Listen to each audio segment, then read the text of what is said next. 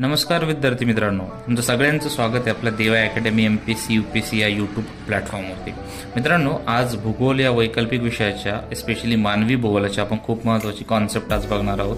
त्याला आपण म्हणतो डिटर्मिनिझम वर्सेस पॉसिबिलिझम। एकाला आपण म्हणतो पर्यावरण निश्चयवाद आणि दुसऱ्याला आपण म्हणतो पर्यावरण संभववाद, राईट?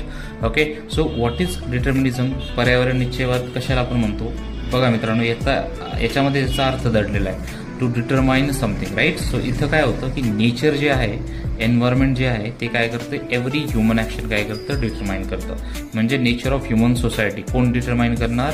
एन्व्हायरमेंट करणार, राईट? सो पर्यावरणाचे घटक हे काय करतात, मुख्य प्रभाव टाकतात। आणि मित्रांनो, ही जी फिलॉसॉफी आहे डिटर्मिनिझमची, ही कोणी प्रपाऊंड केली? ही केली एलन सॅम्पल आणि एल्सवर्थ, हंटिंग्टन आणि कार्ल लिटर।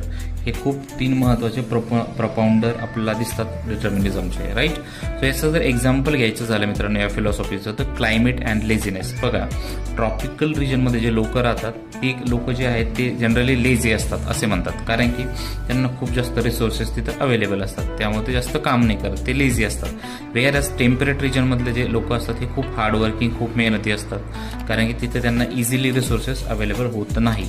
तर हा काय झालं की नेचरने काय केलं, यांचं जे लेझीनेस जे आहे ते डिटरमाइन केलं, राईट? वेअरएज पॉसिबिलिझम मध्ये काय होतं की इथे न्यूमरस पॉसिबिलिटीज आपल्याला दिसतात। याच्यामध्ये काय होतं की जे ह्युमन सोसायटीज असतात मित्रांनो, त्या सोसायटीची ability to adopt and modify the environment. जसेही आपल्या आजूबाजूला जर एक्स्ट्रीम एन्व्हायरमेंट असेल तर आपण काय करू शकतो, with the help of new methods, new technology त्याला मॉडिफाय करण्याचं काम आपण करू शकतो। कशासाठी? To meet their needs, right? Okay, so याचे प्रोपोनंट कोण आहे पॉसिबिलिझमचे? याचे आहे विडाल डी लाब्लाचा आणि लुशियन फेब्रे। हे दोन खूप महत्त्वाचे प्रोपोनंट आपल्याला याचे दिसतात।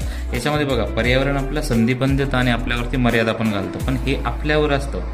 मानवाची जी क्षमता असते की सभोवतालच्या वातावरणाला जुळवून घेणे, नवे नवीन शोध लावणे आणि त्याचा बदल जो आहे त्याच्यामध्ये प्रमुख सक्रिय भूमिका बजावणे, राईट? ठीक आहे, ओके. सो पॉसिबिलिझममध्ये काय होतं की ह्युमन काय करतो, नवीन नवीन मेथड्स, नवीन टेक्नॉलॉजीचा शोध लावतो, ज्याला आपण काय म्हणतो की नवीन इनोव्हेशन झालं, टेक्नॉलॉजी आली आणि आपण काय केलं, एक्स्ट्रीम क्लायमॅटिक कंडिशनला मॉडिफाय केलं, राईट? एक्झाम्पल बघा, ॲग्रिकल्चर इन डेझर्ट एरिया, जी कनात सिस्टम खूप फेमस होती एन्शंट पर्शियामध्ये, त्याचा वापर करून काय केलं, डेझर्टमध्ये पण काय केलं, ह्युमन बिईंगनी ॲग्रिकल्चर केलं, राईट? सो आय होप तुम्हाला मित्रांनो हा टॉपिक समजला असेल। अशा अजून टॉपिकसाठी तुम्ही आपलं चॅनल नक्कीच सबस्क्राईब करा आणि या व्हिडिओला लाईक आणि शेअर करा। Okay, thank you for watching the video.